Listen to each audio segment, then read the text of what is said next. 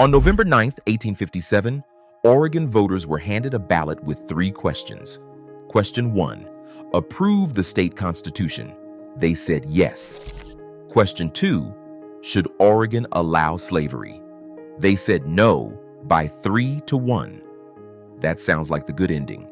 Question 3, should free black people be allowed to live in Oregon at all? 8,640 voted to exclude them. 1,081 voted against. More Oregonians voted to ban black residents than voted to approve the Constitution itself. 15 months later, Oregon became a state, the only one ever admitted with that clause written into its Bill of Rights. Oregon has an image: green, progressive, independent-minded. And parts of that are true and old. Oregonians built their own government before any country claimed them, and they did it by a margin of 2 votes. But the same settlers who did that also wrote down repeatedly who was allowed to be there. So here's the question: how does a state get founded on self-government and exclusion at the same time? The answer starts in a place that legally belonged to nobody. For thousands of years, this was home to the Chinook along the lower Columbia, the Kalapuya through the Willamette Valley, the Klamath and Modoc in the south, the Umatilla, Cayuse, and Nez Perce east of the mountains. Then in 1818, Britain and the United States signed a convention neither could improve on. Both countries claimed the Oregon country. Neither would give it up. So they agreed to joint occupation, which meant, in practice, no government, no courts, no land titles, no probate, no police. The largest organized authority in the region was the Hudson's Bay Company, a British fur trading corporation operating out of Fort Vancouver, a country the size of France, and the legal system was, ask the Hudson's Bay Company nicely. For a while that held. American settlers were few. Then the wagon train started, and in February 1841, a settler named Ewing Young died. He was reasonably wealthy. He had no heirs anyone could identify, and there was no legal mechanism anywhere in the Oregon country to settle his estate. So the settlers held a meeting about it. That meeting turned into a series of meetings, and those meetings turned into the first American government on the Pacific Coast by the narrowest margin you will hear on this channel. The gatherings were held at Champoeg on the Willamette River between present-day Portland and Salem. They were also called the Wolf Meetings because one of the early agenda items was paying bounties to men who killed animals preying on livestock. Practical problems, real ones. But underneath was a much larger question. Whose country is this going to be? The American settlers wanted a government. Many of the French-Canadian settlers who were there first and who worked with the Hudson's Bay Company did not. A government would mean the Americans would run it. On May 2nd, 1843, 102 men gathered in an open field to vote on the committee's report. Ira Babcock presided. The debate was heated, and then a motion was made to divide, to physically split the crowd, one side for, one side against. Joe Meek, a former mountain man, strode to one side and called for the division. What exactly he shouted is disputed by historians. What is not disputed is what happened next. The men walked to their sides, and they counted 52 for, 50 in favor of doing nothing, a margin of 2, and the record is contested even now. Some accounts say 51. Either way, it was decided by a handful of men in a field. The Provisional Government of Oregon existed. Meek was elected sheriff. Now here is what that government did next. On June 26, 1844, it passed its first law on the subject of race. The law banned slavery.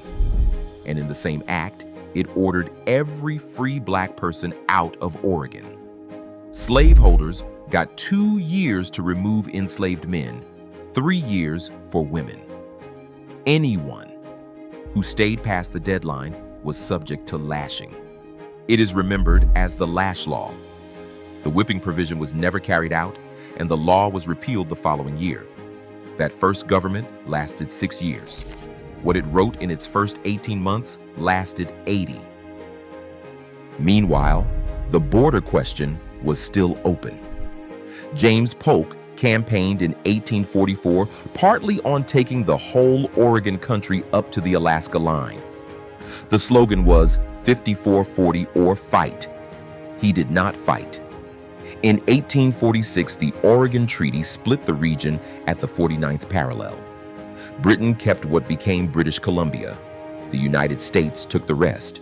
2 years later, Congress created Oregon Territory, and the territorial legislature immediately went back to the same subject. On September 21st, 1849, it passed a second exclusion law, barring any black person from entering or residing in Oregon unless already established there. At least 4 people were prosecuted under it. One was a sailor and businessman named Jacob Vanderpool, who was expelled from Oregon in 1851. That law was rescinded in 1854. Then came the land. The Donation Land Claim Act of 1850 offered enormous free grants to settlers in Oregon, hundreds of acres each, more for married couples. It was one of the most generous land giveaways in American history, and eligibility was written for white settlers. The land being given away was, of course, indigenous land, much of it not yet ceded by any treaty. Treaty negotiations and the Rogue River conflicts of the mid-1850s followed the settlement, not the other way round. By 1850, the census counted fewer than 50 black residents in all of Oregon. So by the time Oregon sat down to write a constitution, it had already answered the question twice. It was about to answer it a third time, this time permanently. In August 1957, 60 delegates met in Salem. They elected Matthew Deddy, a territorial judge, as president. They wrote a constitution modeled on Indiana, Iowa, and Michigan. It was not an especially original document. But on 2 questions, the delegates refused to decide. They sent them to the voters instead. This was the doctrine of popular sovereignty, the same principle tearing Kansas apart at that exact moment. Let the settlers vote on it. So 3 questions went on the ballot for November 9th. Result 1, the Constitution, 7,195 for, 3,195 against. Result 2, slavery, 2,645 in favor, 7,727 against, 75% against. Oregon would be a free state. So Oregon rejected slavery. That sounds like the good ending. Look at the second question. Result 3, exclusion of free black people, 8,640 in favor, 1,081 against, 89%. And here is the number that historians keep returning to. 8,640 people voted for exclusion. Only 7,195 voted for the Constitution. More Oregonians turned out to close the door than to open the state. The clause went into Article 1, the Bill of Rights. It said that no free black person not already residing in Oregon could come, reside, hold real estate, make contracts, or bring a lawsuit. It instructed the legislature to write removal penalties. It is worth being precise about 2 things. It applied to people not already living there, and it was never actually enforced. But it did not need to be enforced to work. And Congress was about to look at it and admit Oregon anyway. Oregon's Constitution went to Congress in 1857, and Congress was in no state to handle it. Southern members did not want another free state unless Kansas came in as a slave state. Some Northern members objected specifically to the exclusion clause. Others objected to Oregon's war debts. It took over a year. The House finally passed it 114 to 103. President Buchanan signed on February 14, 1859.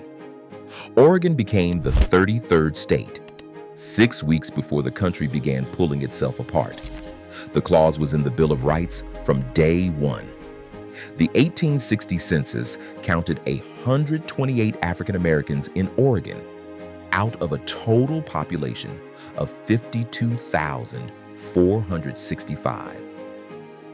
Then the Civil War, then the 14th Amendment, which made the clause legally void. It stayed in the Constitution anyway. The legislature tried twice to write enforcement laws, in 1865 and again in 1866. Both attempts failed, and the clause simply sat there, unenforceable, unremoved. Voters were finally asked to repeal it in 1926, 67 years after statehood, 61 years after the war ended. They repealed it. But more than 60,000 voters left the question blank. And other racist language remained in the Oregon Constitution until voters removed it in 2002, 145 years after it was written. So how does a state get founded on self-government and exclusion at the same time? By treating them as the same project. The men at Champoeg were not being cynical. They genuinely believed they were building something new and democratic. They also believed the thing they were building should be for them. And laws like that leave a mark on demographics that outlives the laws themselves. Oregon remains one of the least racially diverse states in the country, and historians point directly at this record when they explain why. Oregon voted on who could live there. The vote was repealed. The result stayed. Which one landed hardest? The government created by 2 votes, the ballot, where exclusion outpolled the Constitution, or the fact that the clause stayed in until 1926? Tell me below. And subscribe every episode, one state, the real version.